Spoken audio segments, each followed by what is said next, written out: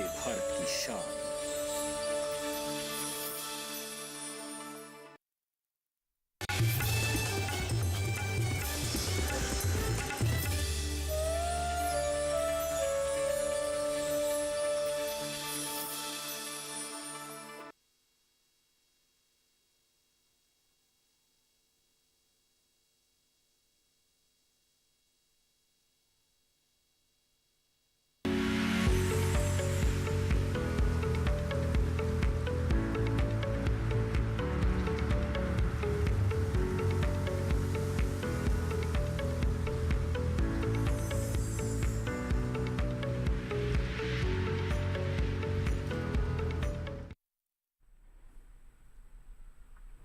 नमस्कार, स्वागत है आपका हेलो किसान में। आपके साथ मैं हूं अंटू सिंह। हेलो किसान एक लाइव फोन इन कार्यक्रम है जिसमें हम खेती किसानी संबंधी विभिन्न विषय आप किसानों के लिए लेकर आते हैं। ये लाइव फोन इन कार्यक्रम है, इसलिए हमारा मकसद होता है कि आप किसानों के सवालों को हम एक कॉल के माध्यम से, व्हाट्सएप के माध्यम से या फिर ईमेल के माध्यम से अपने कार्यक्रम में शामिल करें और अपने विशेषज्ञों से आपकी समस्याओं का समाधान लें। आज किस विषय पर हम अब चर्चा करेंगे और साथ ही आपके सवाल लेंगे, आइए नजर डालते हैं सबसे पहले आज के विषय पर। हमारा विषय है विदेशी फलों की बागवानी और खरीफ फसलों में खरपतवार नियंत्रण। दोनों विषय से जुड़े हुए अगर आपके कोई भी सवाल हैं तो आप हमें टोल फ्री नंबर पर संपर्क कर सकते हैं। हमारे टोल फ्री नंबर आप नोट कर लें 1800-113060। दूसरा नंबर है 1800-113061। टोल फ्री यानी इन पर आपका कोई शुल्क नहीं लगेगा। इसके अलावा आप हमें व्हाट्सएप नंबर पर भी संपर्क कर सकते हैं। व्हाट्सएप पर आप अपने सवाल भेजिए 8800520717। ये हमारा व्हाट्सएप नंबर है, यानी अगर आप स्मार्टफोन इस्तेमाल करते हैं और ये आपके पास है तो आप हमें सवाल भेज सकते हैं व्हाट्सएप के माध्यम से भी, टेक्स्ट में चाहे वॉइस मैसेज। और जब भी आप हमें कॉल करें, ईमेल करें या फिर व्हाट्सएप करें अपने सवाल, तो कुछ बातों का ज़रूर ध्यान रखें। पहला तो ये, आप अपने सवालों को आसान, सरल और कम शब्दों में कहने का प्रयास करें और अपना नाम और अपने क्षेत्र का नाम ज़रूर मेंशन करें। तो चलिए, कार्यक्रम की शुरुआत में हमने आपको बता दिया है कि आज का हमारा विषय क्या है। आज हम बात करने वाले हैं जो खरपतवार नियंत्रण है, इसमें किस तरीके से हमारे किसान फसलों में कर सकते हैं और विदेशी जो सब्जियां हैं उनका किस तरीके से लगातार हमारे देश में स्कोप बढ़ रहा है और इससे हमारे किसान अच्छा लाभ प्राप्त कर सकते हैं। कार्यक्रम में हमारे साथ दो मेहमान रहेंगे जो आपके सवालों के जवाब देंगे और दोनों विषय पर विस्तार से चर्चा करेंगे। आइए उनसे आपकी मुलाकात करवा देते हैं। हमारे साथ डॉक्टर राजवीर शर्मा है। सर, बहुत बहुत स्वागत है आपका। डॉक्टर राजवीर शर्मा हमारे साथ हैं। वो प्रधान वैज्ञानिक है सस्य विज्ञान संभाग IARI पूसा नई दिल्ली में। तो आपसे हम खरीफ फसलों में किस तरीके से खरपतवार नियंत्रण यानी वीड्स जिसे हम जानते हैं, जो आमतौर पर जो हमारी मुख्य फसल होती है उनके साथ प्रतिस्पर्धा करते हैं, यानी पोषक तत्व जो होते हैं उन्हें ये चूस जाती हैं। तो इसीलिए बहुत ज़रूरी है कि इन वीड्स का, इस तरह की जो खरपतवार है उनका नियंत्रण किया जाए, प्रबंधन किया जाए। साथ ही हमारे दूसरे मेहमान भी स्काइप पे जुड़ेंगे, उनसे भी बात करेंगे। हमारे साथ डॉक्टर SK सिंह जुड़ेंगे जो कि निदेशक हैं भारतीय बागवानी अनुसंधान संस्थान बेंगलुरु कर्नाटक से। वो कुछ समय में हमारे साथ कार्यक्रम में वो जुड़ेंगे और उनसे भी आज का जो हमारा दूसरा विषय है यानी विदेशी सब्जियों का किस तरीके से हमारे जो किसान हैं लाभ ले सकते हैं, इसकी खेती कर सकते हैं, इसका व्यापार कैसे बहुत तेज़ी से बढ़ रहा है और हमारे देश में भी ये विदेशी सब्जियां काफ़ी लोकप्रिय हो रही हैं। कौन कौन सी सब्जियां हैं, किस तरीके से इनकी खेती की जा सकती है, तमाम बिंदुओं पर चर्चा होगी। तो आज का जो पहला विषय है यानी खरीफ फसलों में खरपतवार नियंत्रण किस तरीके से किया जाए, सबसे पहले हम वही बात करते हैं। तो राजवीर जी, सबसे पहले हम जानना चाहेंगे कि कौन कौन सी वो खरीफ फसलों के खरपतवार हैं जिनसे हमारे किसानों को काफ़ी नुकसान झेलना पड़ता है। सबसे पहले मुझे पर चर्चा करते हैं, कौन कौन से मुख्य खरपतवार हैं। देखिए, ऐसा है कि खरीफ मौसम के अंदर जो है खरपतवारों का जो अटैक होता है, जो प्रकोप होता है फसलों पे, वो रबी मौसम की तुलना में ज़्यादा होता है, क्योंकि इस मौसम में बारिश आती रहती है, मौसम अच्छा होता है, खाद भी होता है और पानी जब ज़्यादा होता है तो नेचुरली खरपतवारों का जमाव जो है फसलों से जल्दी होता है और ज़्यादा मात्रा में होता है। तो इस मौसम में जो है फसलें हैं, धान की फसल मुख्य फसल है, मक्का है और दूसरी सब्जियों की फसल है, कई दलहनी फसलें भी होती हैं। हाँ, दलहनी फसलें भी हैं, अरहर वगैरह है, और तो मूंग भी लगाते हैं किसान भाई। तो इस समय जो है लगभग 3 प्रकार के खरपतवार किसान भाइयों को मिलते हैं। जैसे घास जाति के खरपतवार हैं। घास जाति के खरपतवारों में मुख्य धान की फसल में समा होता है और जो है फूलनी घास होती है, दूब घास होती है, मकरा होता है। तो ये 3-4 प्रकार के घास जाति के खरपतवार हैं जो मोटे मोटे सभी फसलों में, खरीफ की फसलों में आते हैं। और दूसरा जो है चौड़ी पत्ती वाले खरपतवार होते हैं, जैसे सांठी है।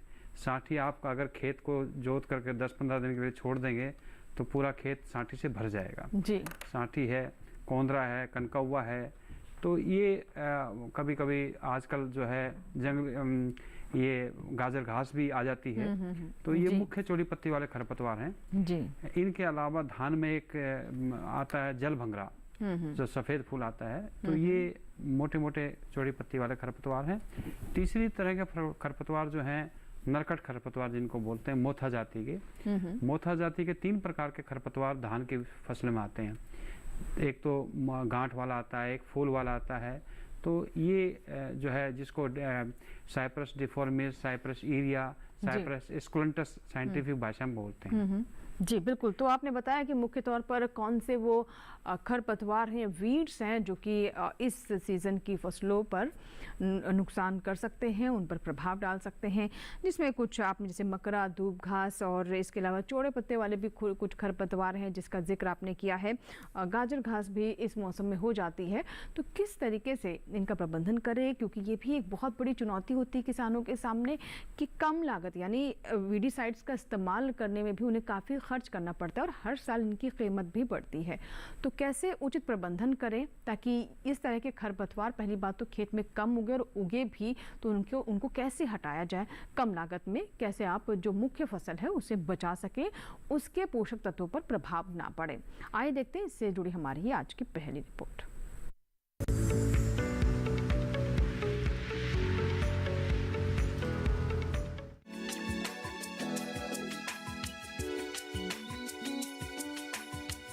खरीफ फसलों में खरपतवारों का प्रकोप होने की काफी ज्यादा आशंका रहती है।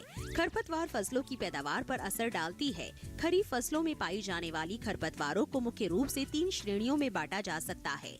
पहला, चौड़ी पत्ती वाली खरपतवार। ये 2 बीजपत्री पौधे होते हैं जिनकी पत्तियां चौड़ी होती हैं, जैसे सफेद मुर्ग, कनकौवा, जंगली जूट और जंगली तंबाकू। दूसरी श्रेणी में संकरी पत्ती वाली खरपतवार आती है। इसको घास कुल की खरपतवार भी कहते हैं। इस कुल की खरपतवारों की पत्तियां पतली और लंबी होती हैं, जैसे सावा, दूब घास। तीसरी तरह की खरपतवार होती है मोथा वर्गीय खरपतवार। इस कुल की खरपतवारों की पत्तियां लंबी और तना 3 किनारों वाला ठोस होता है। इनकी जड़ों में गांठें होती है। दलहनी फसलों में मूंग की बात करें तो इसमें बुआई के शुरुआती 4 से 5 हफ्तों तक खरपतवार की समस्या ज्यादा रहती है। खरपतवारों के रासायनिक नियंत्रण के लिए 2.5 से 3 मिलीलीटर दवा को 1 लीटर पानी में घोलकर बुआई के 2 से 3 दिनों के अंदर अंकुरण के पहले छिड़काव कर दे। ऐसा करने से 4 से 6 हफ्तों तक खरपतवार नहीं निकलती। खरपतवार नियंत्रण के लिए निवारण विधि भी अपना सकते हैं। इस विधि में वे सभी शस्य क्रियाएं शामिल हैं जिनके जरिए खेतों में खरपतवारों के उगने को रोका जा सके, जैसे उन्नत किस्मों के प्रमाणित बीजों का इस्तेमाल, अच्छी तरह से सड़ी गोबर खाद और कंपोस्ट खाद का इस्तेमाल, ग्रीष्मकालीन जुताई, खेती की तैयारी और सिंचाई नालियों की साफ सफाई। दूसरी ओर यांत्रिक विधि भी खरपतवारों पर नियंत्रण की आसान और प्रभावकारी विधि है।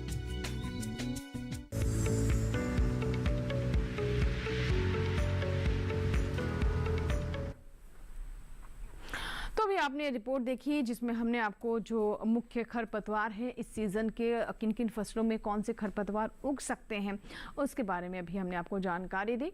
और अगर आपके कोई भी सवाल हैं तो आप हमें ईमेल करें, व्हाट्सएप करें या फिर कॉल करें। टोल फ्री नंबर हम लगातार टेलीविजन स्क्रीन पर आपके लिए फ्लैश करते रहेंगे। व्हाट्सएप नंबर भी आप नोट कर सकते हैं और hello kisan 2015@gmail.com ये हमारा ईमेल आईडी है। तो आप अपने सवाल ईमेल भी करें और आपके सवालों का हमें इंतज़ार रहेगा। चलिए बातचीत की शुरुआत करते हैं सर। जैसे कि आपने मुख्य रूप से बताया कि कौन कौन से खरपतवार चौड़ी पत्ती वाले हैं या फिर जो पतली पत्ती वाले हैं उनके बारे में जानकारी दी। अब क्योंकि धान की रोपाई भी लगभग जो समय से होने वाली रुपाई है वो पूरी हो गई होगी और फसलें 15 से 20 दिन की हो गई हैं। इस समय पर किसानों को क्या करना चाहिए कि खरपतवार जो अगर वो अभी कदम नहीं उठाते हैं तो जाहिर सी बात है आगे बढ़ सकते हैं, तो क्या ये उचित समय है खरपतवार नियंत्रण के लिए, आगे आए ना इसलिए? देखिए, धान की फसल कई तरीके से लगाई जाती है। कुछ लोग किसान भाई सीधा बीज से डायरेक्ट सीडिंग करते हैं और कुछ रुपाई से करते हैं। रुपाई वाले धान में ज़्यादा पानी होता है, पानी की आवश्यकता ज़्यादा होती है, तो खरपतवारों का प्रकोप थोड़ा कम होता है सीधी बुआई से।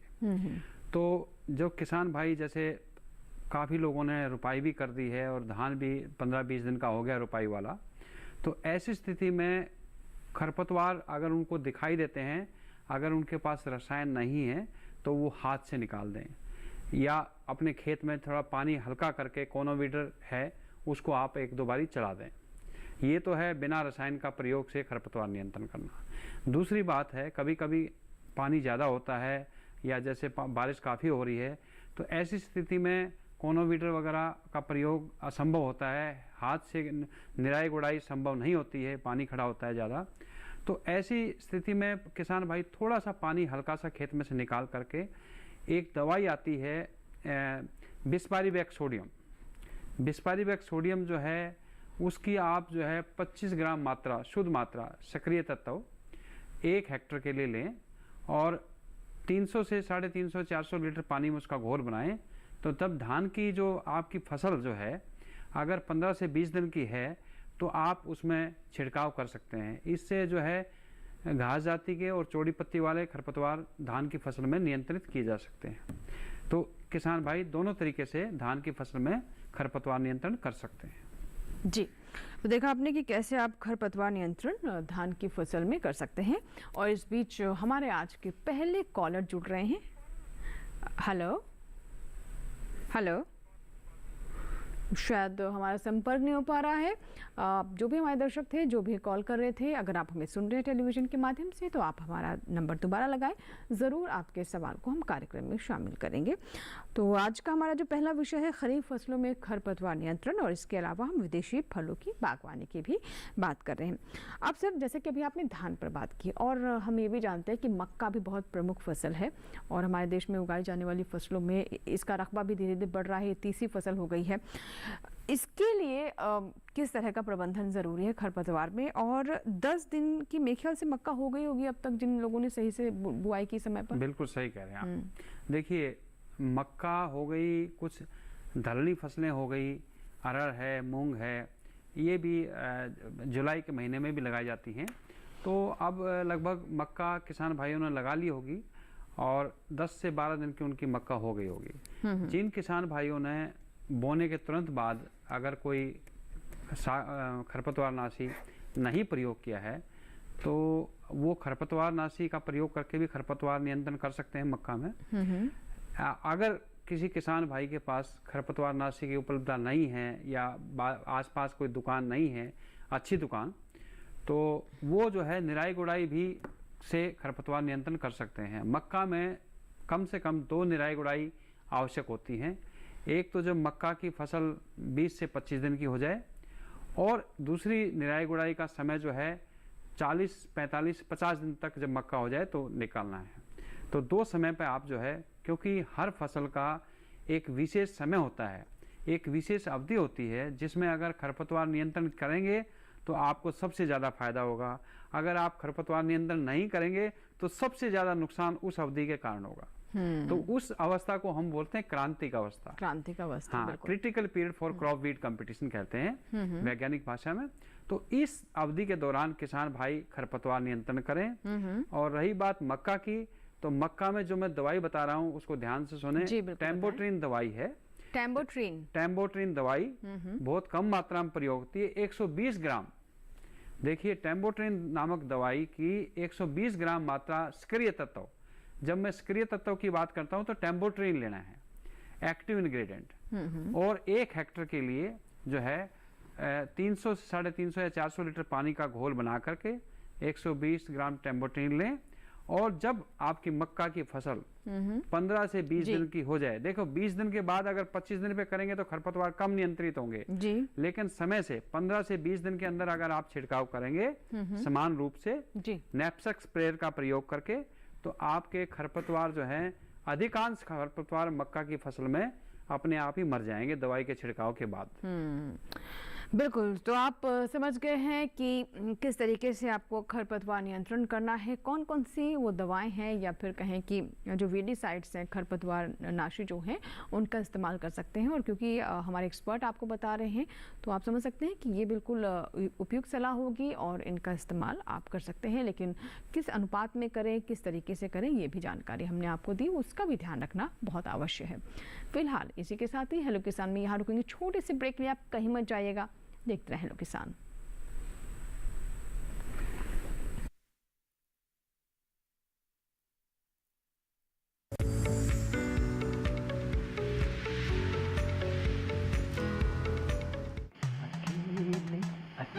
अरे वाह भैया, अकेले अकेले। अरे तू भी ले, पर खाएगा कैसे? मैं ऑर्गेनिक खेती की बात कर रहा रे बेटे। अकेले अकेले खेती कब तक करेगा? मतलब? गांव में 20-25 किसानों का समूह बना के पंजीकरण करवा ले, फिर सरकारी ट्रेनिंग भी मिलेगी और मुफ्त जैविक बीज खाद भी। फिर पीजीएस ऑर्गेनिक की सरकारी मोहर के साथ तेरी उपज आकर्षक पैक में पहुंचेगी बड़े बाजार तक। अच्छा? हाँ, अरे भाई कहाँ चल दिया? सबको साथ लाने, आमदनी बढ़ाने। तो किसान भाई समझ गए ना, साथ मिलकर ऑर्गेनिक खेती कीजिए, अपनी परंपरा को आगे बढ़ाइए, ज्यादा मुनाफा कमाइए। माटी से प्रेम की परंपरा है परंपरागत खेती।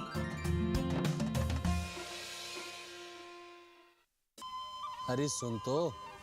मुझे क्या सुनाना चाहते हो? जो सुनाओ मेरी सौतन को। किसको? अरे वही तुम्हारा मोबाइल फोन जिससे सुबह शाम दिन रात चिपके रहते थे और कहते थे किसान कॉल सेंटर से बातें हो रही हैं। अच्छा ये बात है। हाँ, क्यों? क्या हुआ? अब बात नहीं होती क्या? अब तो झट से बात हो जाती है। ऐसा क्या? हाँ, अब तो ज्यादा लाइनें और खास तकनीक के कारण खेती के माहिरों से तुरंत बात हो जाती है। और अगर कभी लाइन व्यस्त हो तो अपनी समस्या फोन पर रिकॉर्ड करा दो, वहाँ से फोन आ जाता है और समस्या की हल का मैसेज भी आ जाता है। ये देखो आ गया। अरे वाह, इसका मतलब इंतजार की घड़ी अब खत्म। हाँ। तभी मैं सोचूं कि आजकल मुझ पर इतना प्यार क्यों आ रहा है। कृषि संबंधी समस्याओं का अपनी भाषा में तुरंत हल पाने के लिए पूरे भारत में किसी भी फोन से हेल्पलाइन नंबर पर संपर्क करें। किसानों का दोस्त किसान कॉल सेंटर।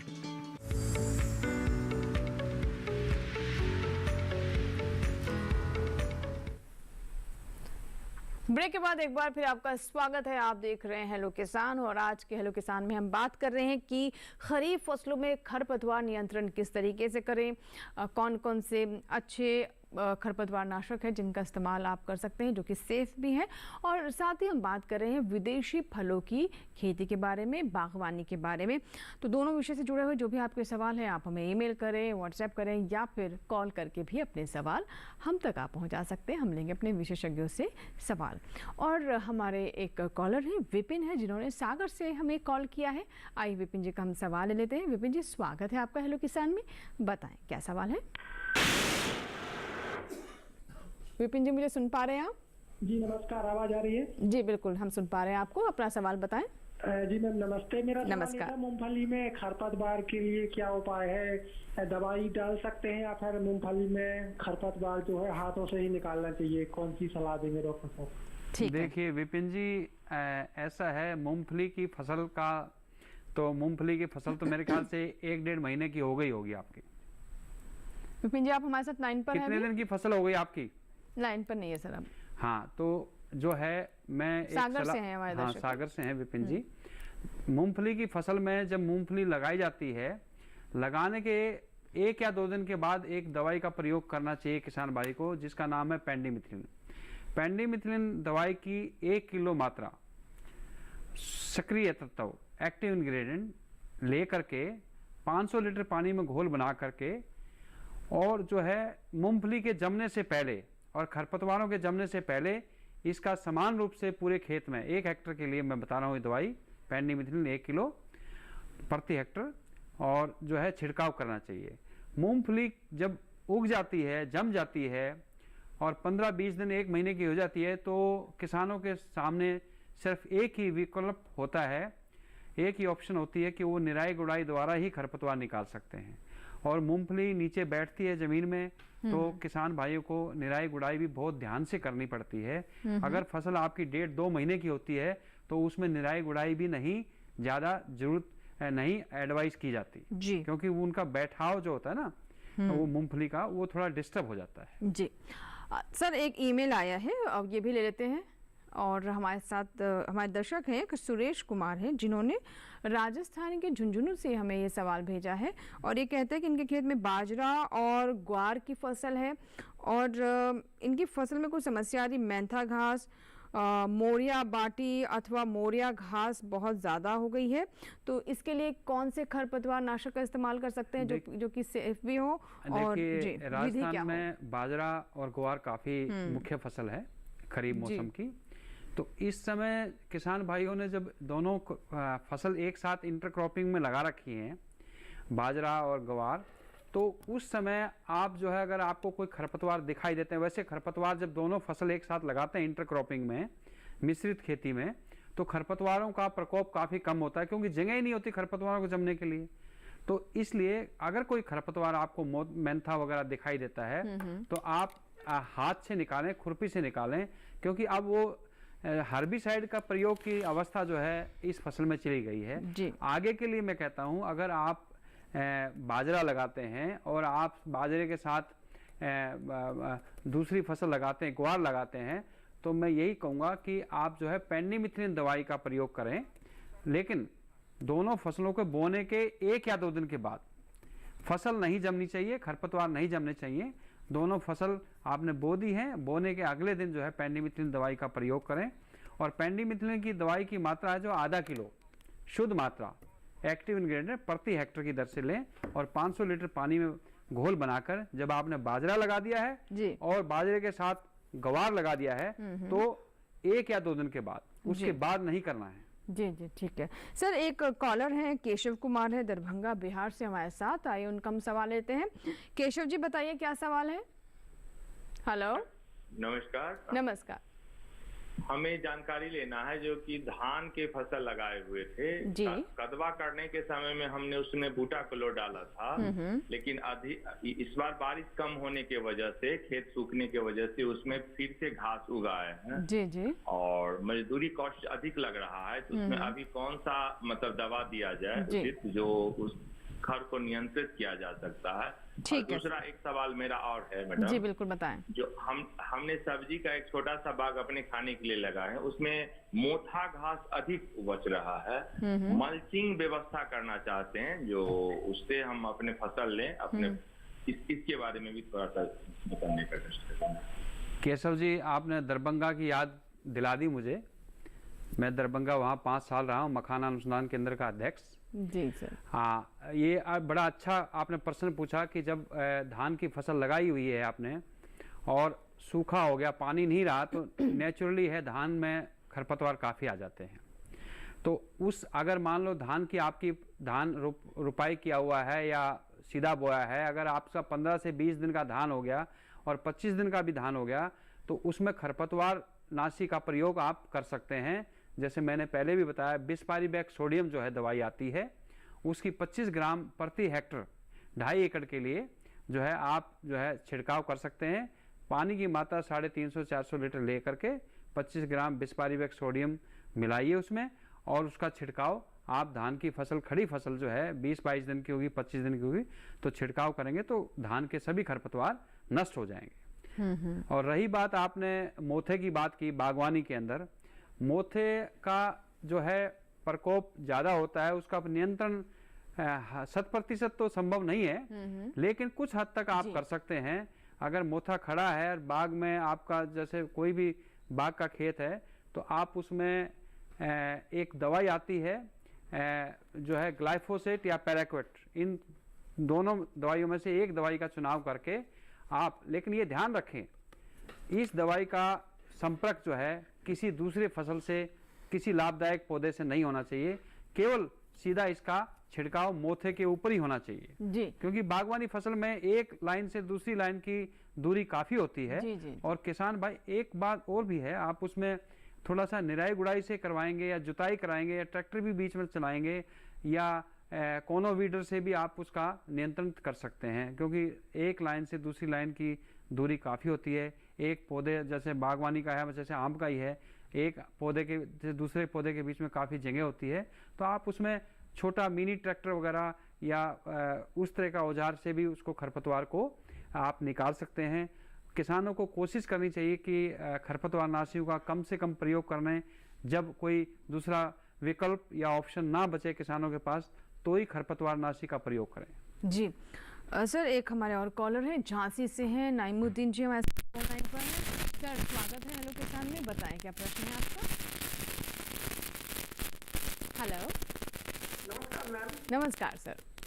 मेरा निवेदन ये है मैम जी कि मूंगफली की बुआई के बाद हमने पहले इमरजेंसी जैसे बुआई करते हैं इमरजेंसी मैंने यूज किया ऑक्सीफ्लोरोफेन रसायन, ठीक है सर, 150 मिलीलीटर प्रति एकड़, किंतु एक महीने के पश्चात ही पुनः खरपतवार आ जाते हैं, हमारी जो है उत्पादकता फिर क्या करें, पुनः खरपतवार। बिल्कुल, ये बहुत सारे किसानों की समस्या है, बहुत सारे किसान ये समस्या हमारे पास लाते हैं, रखते हैं। तो सर ये देखिए, ये बात है कि जो खरपतवार नाशी आप इस्तेमाल कर रहे हैं कितना इफेक्टिव है, कितने दिनों तक इसका प्रभाव रहता है, और ताकि किसान उसी के अनुसार उसका क्लेम कुछ किया जाता है, उस हिसाब से उसके परिणाम नहीं होते। सर नमोदीन जी, मैं आपको एक बात बताऊंगा, ऑक्सीफ्लोरोफेन आपने सही प्रयोग किया, सही शाकनाशी है, उसकी मात्रा भी जो है आपने ठीक यूज़ की है। लेकिन देखिए, चाहे मूंगफली की फसल हो चाहे मक्का की फसल हो,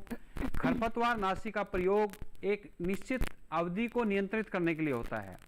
जब आपकी मूंगफली की फसल 1 महीने की होगी या 1.5 महीने की होगी तो वो फैल जाती है, तो उसमें जब कोई एक आधा खरपतवार आता है तो उससे ज़्यादा नुकसान फसल पर नहीं होता है।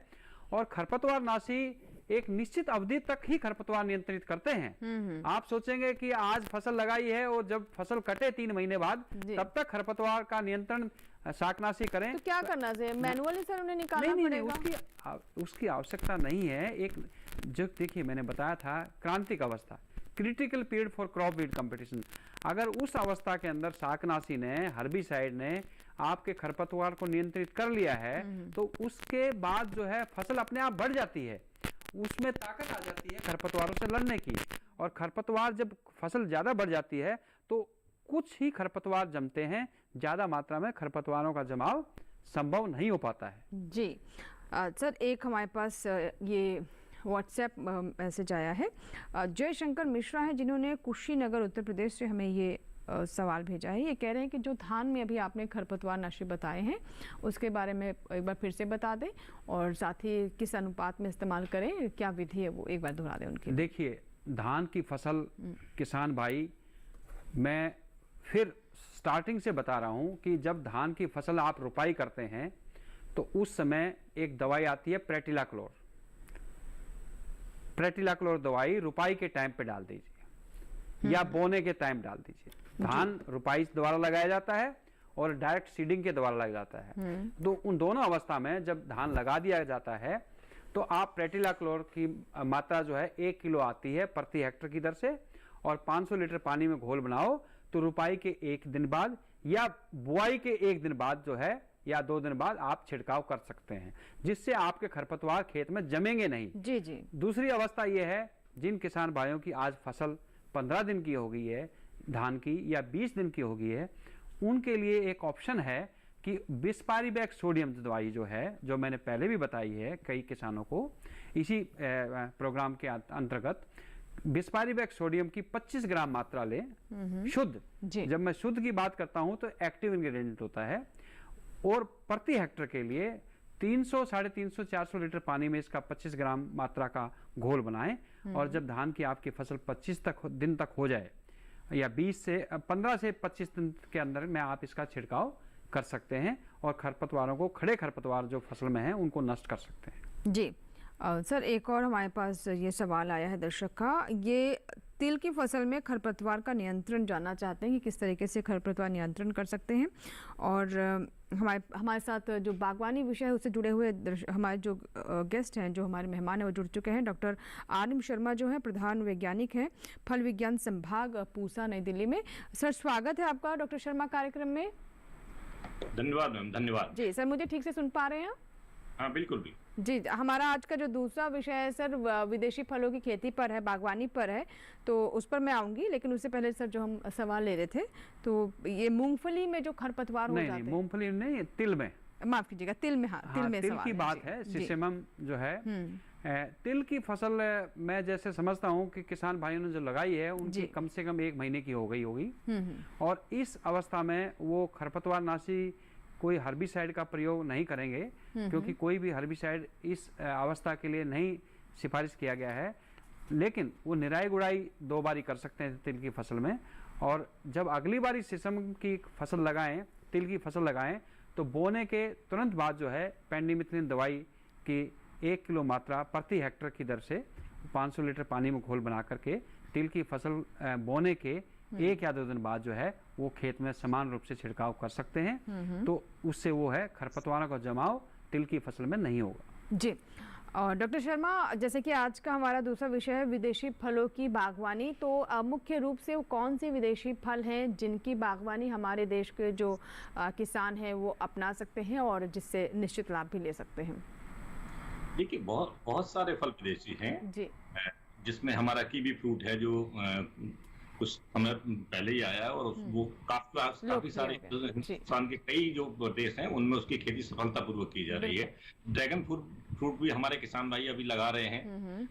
ब्लूबेरी जो है उसकी खेती भी हमारे देश में शुरू हो गई है। तो ऐसे बहुत सारे फल हैं जो हाल ही में आए हैं। वैसे तो विदेशी बहुत सारे फल हैं, सेब भी विदेशी फल है, लेकिन जो हाल ही के दिनों में जो फल आए हैं, जैसे स्ट्रॉबेरी है, ब्लूबेरी है, ड्रैगन फ्रूट है, कीवी फ्रूट है, तो इन फलों की खेती विभिन्न क्षेत्रों में की जा रही है। और कीवी फ्रूट के बारे में बता दूं कि हालांकि हिमाचल प्रदेश में बहुत पहले इसको इंट्रोड्यूस किया गया था, लेकिन आज अरुणाचल प्रदेश जैसे जो नॉर्थ ईस्ट पूर्वी हैं उनमें वहाँ भी उनकी बहुत अच्छी खेती की जाए। बिल्कुल। तो कीवी है और जैसे कि आपने बताया ड्रैगन फ्रूट है, ब्लूबेरी है और स्ट्रॉबेरी तो हम जी स्ट्रॉबेरी तो हम सब जानते ही हैं।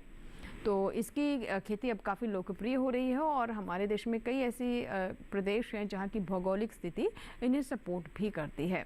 तो चलिए इससे जो थोड़ा सा और बताना चाहूंगा कि कुछ फसलें ऐसी हैं कि जैसे हमारे जहाँ जोत का साइज बहुत छोटा है, किसान भाई हमारे ये चाहते हैं कि भाई नहीं, हम आम या अमरूद या नींबू वर्गीय फल नहीं लगाना चाहते, हमारे पास जमीन कम है। तो जैसे बहुत सारी फसल, जैसे स्ट्रॉबेरी आप है जो कि आप लगा के 3-4 महीने की फसल होती है और अच्छी आय उससे ले सकते हैं।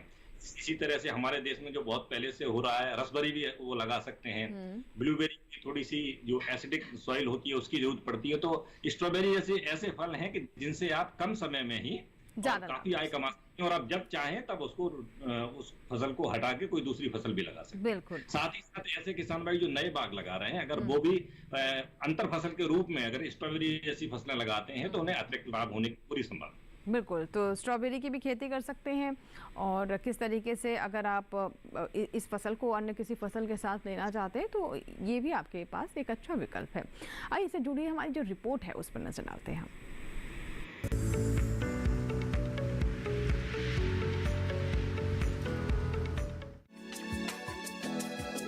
भारत बागवानी फसलों का दूसरा सबसे बड़ा उत्पादक है जो वैश्विक फल और सब्जी उत्पादन के लगभग 12% हिस्से का उत्पादन करता है। वैसे तो हमारे देश में फलों की काफी विविधता है, लेकिन फिर भी दुनिया के अन्य हिस्सों में अभी भी बहुत से ऐसे फल हैं जिन्हें हमारे देश में भी लोग खाना पसंद करते हैं। ऐसे में अब विदेशी फलों की बागवानी को भी बढ़ावा दिया जा रहा है। इन फलों में कीवी, एवोकाडो और ड्रैगन फ्रूट आदि शामिल हैं। भारत में कमलम फल यानी ड्रैगन फ्रूट की खेती तेजी से बढ़ रही है। कर्नाटक, केरल, तमिलनाडु, महाराष्ट्र, गुजरात, छत्तीसगढ़, ओडिशा और पश्चिम बंगाल इसकी खेती करना शुरू कर चुके हैं। इनके अलावा आंध्र प्रदेश, अंडमान निकोबार द्वीप समूह, मिजोरम और नागालैंड के किसान भी इसकी खेती कर रहे हैं। वर्तमान में भारत में ड्रैगन फ्रूट की खेती का कुल क्षेत्रफल 3000 हेक्टेयर से ज्यादा है। ये फसल लगभग 20 साल तक उगाई जा सकती है। रोपण के 2 सालों के बाद इसकी औसत आर्थिक उपज 10 टन प्रति एकड़ है। सरकार भी विदेशी फलों की खेती को बढ़ावा दे रही है। इस क्रम में mission for integrated development of horticulture के तहत ड्रैगन फ्रूट सहित विदेशी और विशिष्ट क्षेत्र के फलों के उत्पादन को बढ़ाने के लिए चिन्हित संभावित क्षेत्र में इस फसल की खेती के लिए रोड मैप तैयार किया जा रहा है। वहीं एवोकाडो की बात करें तो हमारे देश की जलवायु एवोकाडो की खेती के लिए एकदम सही है। पूर्वोत्तर में इसकी खेती की जाती है। कीवी फल अरुणाचल प्रदेश, नागालैंड, मिजोरम, सिक्किम, मणिपुर, जम्मू कश्मीर और हिमाचल प्रदेश में उगाया जाता है।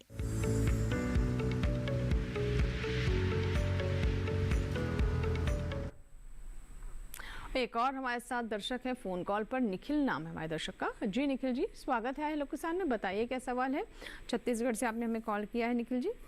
हाँ बोलिए। निखिल जी मुझे सुन पा रहे हैं आप? हाँ मैं सुन पा रहा हूँ। निखिल जी क्या आप तक मेरी आवाज पहुँच पा रही है? जी हाँ।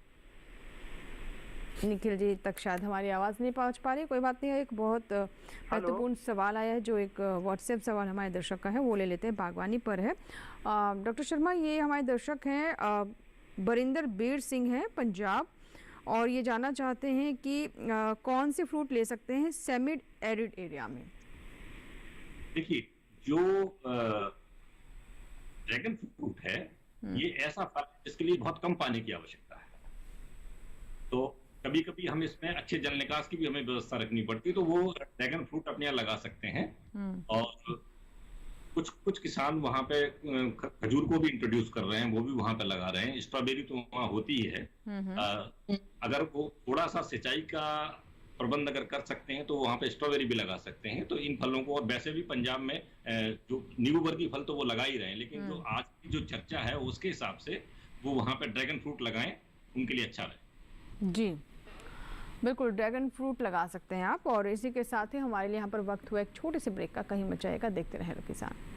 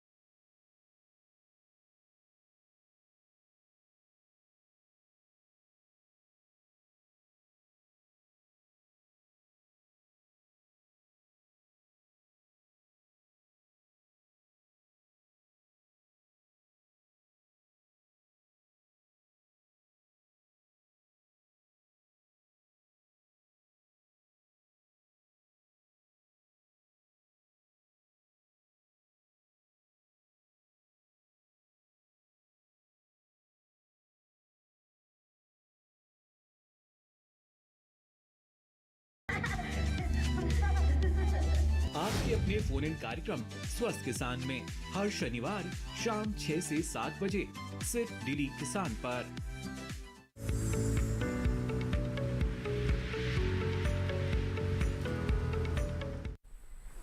और ब्रेक के बाद हेलो किसान में एक बार फिर आपका स्वागत है। अगर आप अभी भी हमारे साथ जुड़े हैं तो आपको बता दें कि आज हम बात कर रहे हैं विदेशी फलों की बागवानी के बारे में, और साथ ही कैसे खरीफ फसलों में आप खरपतवार नियंत्रण कर सकते हैं। इन दोनों विषय से जुड़े हुए जो भी आपके सवाल हैं आप हमें ज़रूर ईमेल करें, चाहे कॉल करें या फिर व्हाट्सएप से भी अपने सवाल हम तक पहुंचाएं।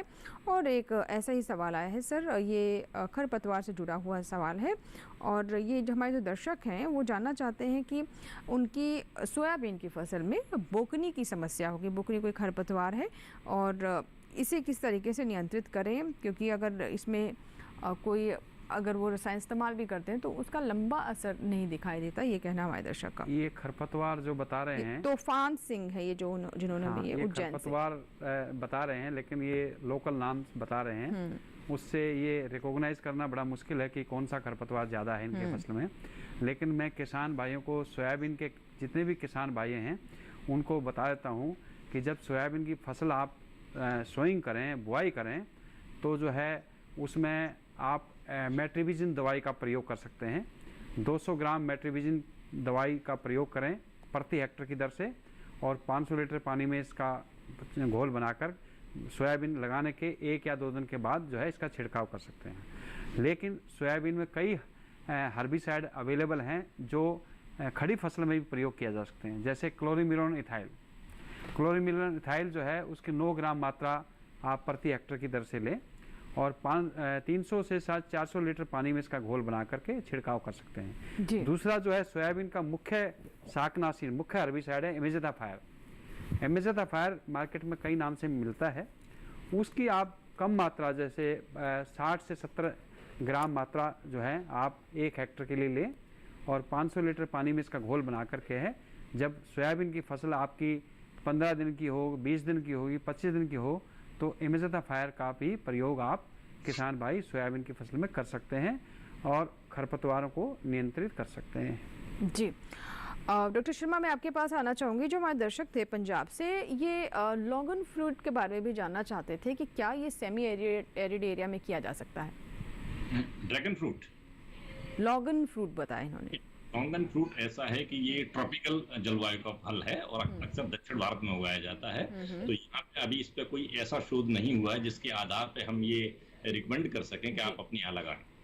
जी, फिलहाल मतलब अभी तक इसको लेकर के कह सकते हैं ज्यादा स्कोप या जी इसका उत्पादन दक्षिण भारत में जहाँ ट्रॉपिकल क्लाइमेट है वहाँ पे इसका जी बिल्कुल। और सर, जैसे कि आपने बताया कि कौन कौन से फ्रूट्स लिए जा सकते हैं, और अगर हमारे देश की जो भौगोलिक स्थिति है, अलग अलग तरह के कीवी है, ड्रैगन फ्रूट है, और जैसा कि आपने कुछ और फ्रूट्स के बारे में भी बताया जिसमें स्ट्रॉबेरी भी है, तो क्या किस तरीके से चुनाव करें हमारे जो दर्शक हैं, किसान हैं, कि किस क्षेत्र में कौन सी फसल ली जा सकती है, कौन सी फ्रूट की बागवानी की जा सकती है?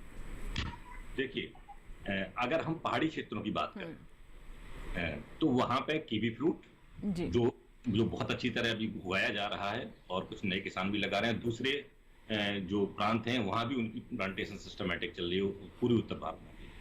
तो स्ट्रॉबेरी क्योंकि टेम्परेट फल है तो स्ट्रॉबेरी भी वो सफलतापूर्वक वहाँ पे लगा सकते हैं। बाकी उनकी ज़्यादातर फसलें हैं जो विदेशी हैं, लेकिन वो पुरानी हो चुकी हैं और वो अच्छी तरह से कॉमर्शलाइज्ड भी हो चुकी हैं। सेब है, नाशपाती है या दूसरे फल हैं, अखरोट है, तो वो व्यवसायिक स्तर पर उगा ही रहे हैं। लेकिन जो नए किसान हैं जो नई फसल लगाना चाहते हैं उसमें जो ब्लूबेरी है, ब्लूबेरी वो लगा सकते हैं, और बहुत सारी दूसरी बेरीज हैं जो बुश टाइप की होती हैं उनको वो लगा सकते हैं।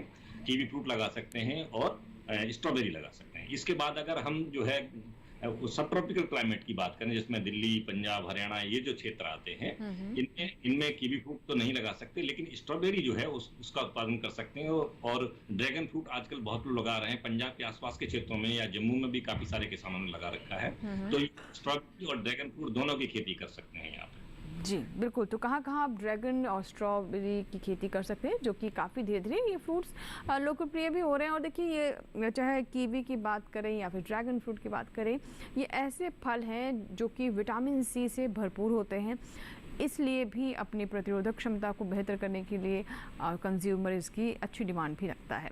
अब एक दर्शक हैं गुजरात से हमारे साथ, आइए उनसे हम बात करते हैं। हेलो हेलो जी, परेश जी बताइए क्या सवाल है आपका? परेश जी, गुजरात अरावली के छोटे से गांव पाटंबा में मेरा एक जमीन है। तो आपने बताया कि खरपतवार के लिए जो खरपतवार नियंत्रक की दवा का छिड़काव किया जाता है, उससे जमीन की उत्पादक क्षमता पर क्या कोई असर होती है? अच्छा, आपका कहने का मतलब है कि क्या इससे मुख्य फसल पर किसी तरह का प्रभाव होता है? नहीं जी, इनका प्रश्न पांचाल जी, गुजरात में भी काफ़ी फसलों में हर्बिसाइड का प्रयोग होता है। आपका ये सही प्रश्न है कि भाई इसमें ज़मीन पे कोई दुष्प्रभाव, कोई नेगेटिव इफेक्ट तो नहीं पड़ता है। और फसल पे भी जानना चाहते हैं? नहीं, फसल पे भी देखिए ऐसा होता है कि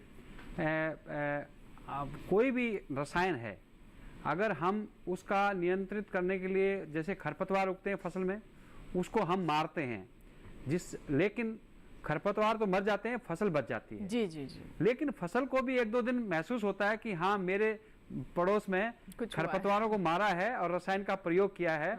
तो उसको थोड़ा सा महसूस होता है, हाँ आज पड़ोस में कोई रसायन का प्रयोग किया गया है, लेकिन उससे फसल की उत्पादन पे कोई असर नहीं पड़ता है। जी, तो सर जैसा कि आप बता रहे हैं कि जो मुख्य फसल है उस पे, हाँ, लेकिन मैं ये बताऊंगा कि आपको देखिए, ये रसायन जो है जहर हैं, इनकी मात्रा अगर ज्यादा प्रयोग करेंगे तो जमीन पे भी नुकसान होगा और फसल पे भी नुकसान होगा।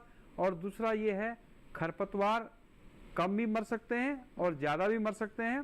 तो जो हम सिफारिश करते हैं, जो डोज है, जो मात्रा है, उसको बहुत अच्छी तरीके से तोलें और समान रूप से छिड़काव करें।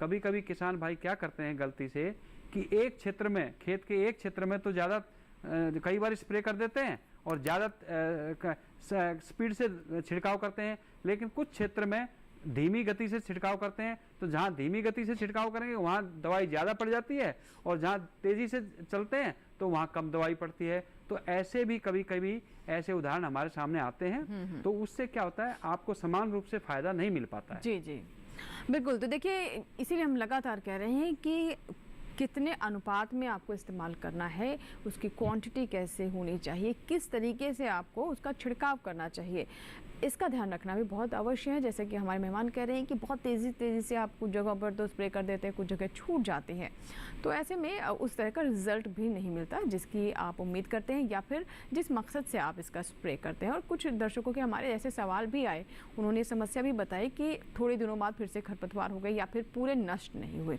तो ये सभी बातें ध्यान। उसके बाद ये है कि किसान भाई जो हैं जब रसायन का प्रयोग करते हैं तो उनको ये ध्यान रखना है कि भाई मौसम कैसा है। अगर मान लो आपने रसायन का स्प्रे किया है और तुरंत बारिश होगी, तो वो बारिश जो है, बारिश का पानी रसायन को धो करके एक कोने में इकट्ठा कर देता है खेत में। जी जी। तो वहाँ नुकसान हो जाता है। जी तो मौसम ऐसा होना चाहिए जिससे बिल्कुल। और हम कहते हैं जब बारिश होने वाली हो या हो रही हो तो आप किसी तरह का स्प्रे ना करें। चलिए छोटा सा ब्रेक हमें लेना होगा, आप बने रहें हेलो किसान के साथ।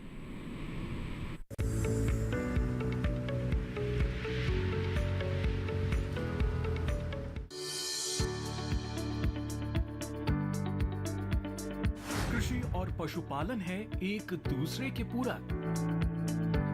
घर आंगन से लेकर व्यावसायिक फार्म तक, मुर्गी पालन से लेकर रेगिस्तान के जहाज तक, बीमारियों से अब पशुपालक ना हो परेशान। विशेषज्ञ करेंगे आपकी समस्या का समाधान। जुड़िए हमसे, पूछिए अपने सवाल। ईमेल के जरिए भी आप हमारे साथ जुड़ सकते हैं। हमारी ईमेल आईडी है ddkisanapc@gmail.com। हमारे टोल फ्री नंबर हैं 1800-113060 और 1800-113061। देखिए अपना पशु चिकित्सक हर रविवार शाम 6:30 बजे दूरदर्शन किसान चैनल पर।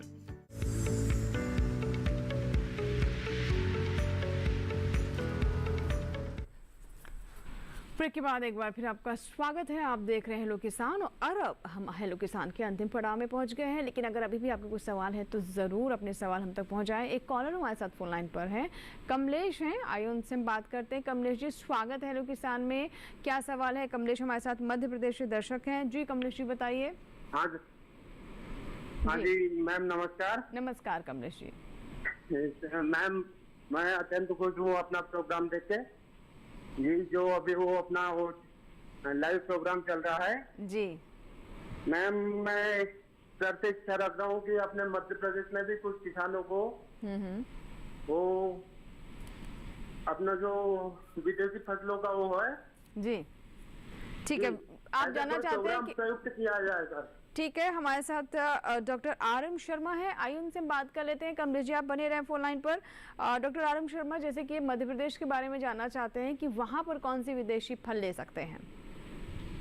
देखिए, जो मध्य प्रदेश में ड्रैगन फ्रूट आप ले सकते हैं, क्योंकि स्ट्रॉबेरी के लिए थोड़ी सी ठंड की आवश्यकता होती है। तो पता नहीं मध्य प्रदेश में किस क्षेत्र से बोल रहे हैं जी। तो इससे जो विदेशी फल शब्द है वो बहुत बड़ा है, अंगूर भी उसी में आता है। बहुत सारी फसलें, मुझे लगता है जो आजकल की नई जो फसलें आ रही हैं, फल आ रहे हैं, उनके बारे में ही हम चर्चा कर रहे हैं। मध्य प्रदेश में सबसे जो ज्यादा उत्पादकता जो है वो मध्य प्रदेश की है अमरूद की जी। तो इसके अलावा वो ड्रैगन फ्रूट अगर लगाते हैं अपने यहाँ तो निश्चय ही उनको फायदा होगा, क्योंकि वो उसमें कम पानी की आवश्यकता होती है और इसे अगर वो लगाते हैं तो उन्हें निश्चय फायदा होगा। बिल्कुल, ड्रैगन फ्रूट आप लगा सकते हैं। सर, अब जैसे कि आपने मध्य प्रदेश के हमारे दर्शक को बताया, ड्रैगन फ्रूट वहाँ पर अपना सकते हैं या फिर उसकी खेती आप एक बार के लिए वो ज़रूर वहाँ पर ट्राई कर सकते हैं। अब आपसे जानना चाहेंगे कि जब भी हमारे दर्शक जो इस तरह की विदेशी फसलों के बारे में सोचते हैं या फलों के बारे में सोचते हैं, तो उनके मन में बड़ी आशंकाएँ होती हैं कि बाज़ार कहाँ मिलेगा, कोई ख़रीदेगा या नहीं ख़रीदेगा। तो ये जो फैक्टर है, इससे भी मैं चाहूँगी कि थोड़ा इसके बारे में भी आप हमारे दर्शकों को बताएँ। देखिए, मैं हमेशा किसान भाइयों को कहता हूं कि टेक्नोलॉजी जो है वैज्ञानिक बताता है और आप उसको कर भी लेते हैं, आप उत्पादन भी ले लेते हैं। इसलिए जो मार्केट इंटेलिजेंस है, मैं हर किसान को कहता हूं कि जब भी आप कोई नई फसल लगाते हैं तो आप उसका एक बार मार्केट सर्वे उस फसल को चुनने से पहले जरूर करें जी। कि मैं अपनी मार्केट कहाँ ढूंढूंगा। जैसे बहुत सारे किसान भाई स्ट्रॉबेरी लगा रहे हैं, दिल्ली के आसपास भी 1 साल लगाते हैं फिर वो छोड़ जाते हैं, क्योंकि स्ट्रॉबेरी एक बहुत जल्दी खराब होने वाला फल है। तो उसकी अगर आप मार्केट तुरंत नहीं मिली तो फिर आपको नुकसान हो जाएगा।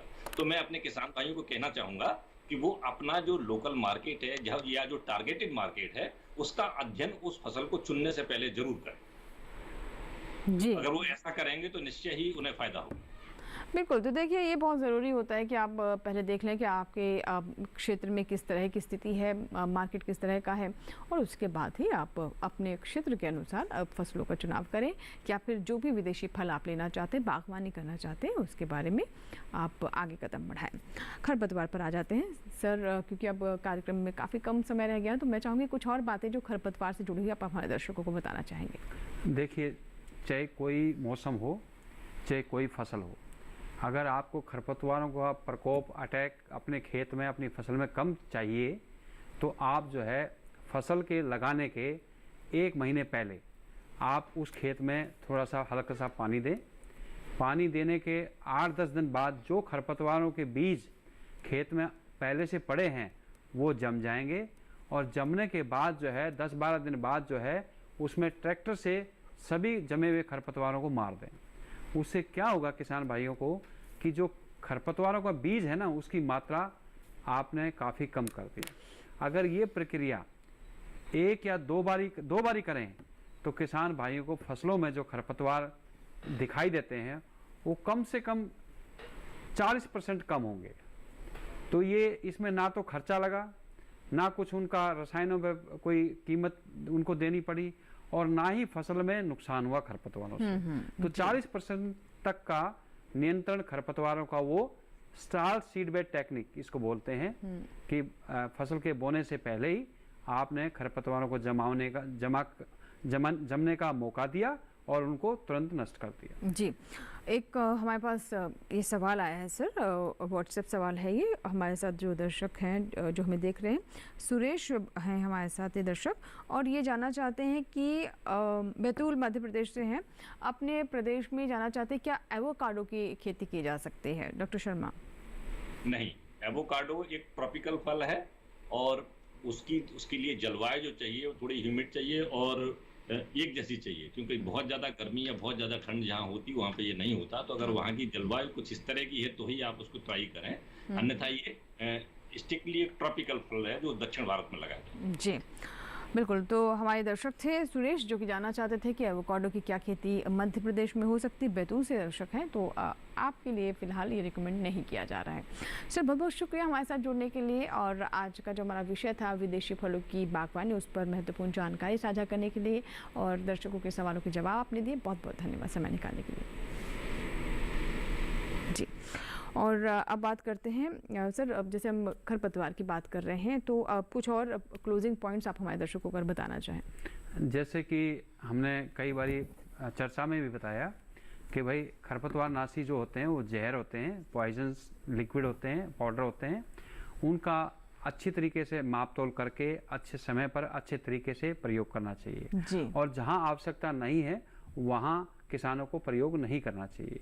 दूसरी बात यह है, जब प्रयोग करते हैं तो मौसम का विशेष ध्यान रखना चाहिए, और आप अपने शरीर का भी विशेष ध्यान रखेंगे, क्योंकि अगर रसायन जो है आपके शरीर के संपर्क में आ गए तो आपके शरीर पर नुकसान हो जाएगा, किसी तरह की एलर्जी हो जाती है, और ये सब चीजें हैं किसान भाइयों को विशेषकर बिल्कुल, और ध्यान रखना है। ये हम अपने विभिन्न कार्यक्रमों के माध्यम से भी दर्शकों को कहते हैं कि जब भी आप किसी भी रसायन का इस्तेमाल करें खेतों में, पहली बात अपनी सुरक्षा का आप ज़रूर ध्यान रखिए, क्योंकि अगर आप इनके संपर्क में आते हैं तो इससे काफ़ी गंभीर आपको नुकसान हो सकते हैं, कई बीमारियां भी हो सकती हैं। और इसके अलावा मौसम पर ध्यान ज़रूर दें। आप हमारा मौसम खबर देखिए, आपको पता चल जाएगा कि आपके क्षेत्र में क्या तेज़ हवाएं चलने वाली हैं या बारिश होने वाली है। उसी के अनुसार ही आप कब आपको स्प्रे करना है उसकी योजना बनाएं। तो कुछ बातें हैं जिसका ध्यान रखना बहुत ज़रूरी है। और जो रिकमेंडेड डोज है, जो रिकमेंडेड उसकी क्वांटिटी है, मात्रा जो है, उसी का इस्तेमाल करें। बहुत जी है कि अगर मान लो आपने जो प्रयोग किया है, खाली डिब्बा जो है रसायनों का इधर उधर ना फेंके, या तो उसको जला दें या जमीन में गाड़ दें, जिससे कोई दूसरी दुर्घटना, कोई जानवर है, कोई पक्षी है, कई बार इन डब्बों को रीयूज भी कर लिया जाता है, जो हाँ, नहीं है। किसान भाई बड़ी बड़ी बाल्टी होती है उनको यूज कर लेते हैं पानी के लिए। ऐसा किसान भाई ना करें, क्योंकि उसमें कुछ ना कुछ उनका अंश रह जाता है। जी जी बिल्कुल सर, बहुत बहुत शुक्रिया, बहुत महत्वपूर्ण जानकारी आपने दी। आपने खरपतवार नियंत्रण कैसे करें ये भी बताया, और कैसे सावधानी हमारे दर्शक बरत सकते हैं, हमारे किसान बरत सकते हैं, ये भी जाना। इसी के साथ ही आज के हेलो किसान में फिलहाल इतना ही, लेकिन हमारा अगला जो विषय है, अगले अंक का विषय क्या है, कल का विषय क्या है, आइए डालते हैं इस पर नजर।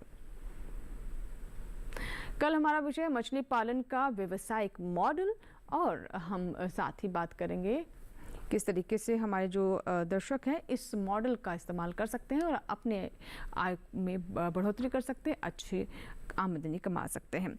अगर आपके कोई सवाल हैं तो आप हमें ईमेल कर सकते हैं। आप हमारा ईमेल आईडी नोट कर लें, hellokisan2015@gmail.com।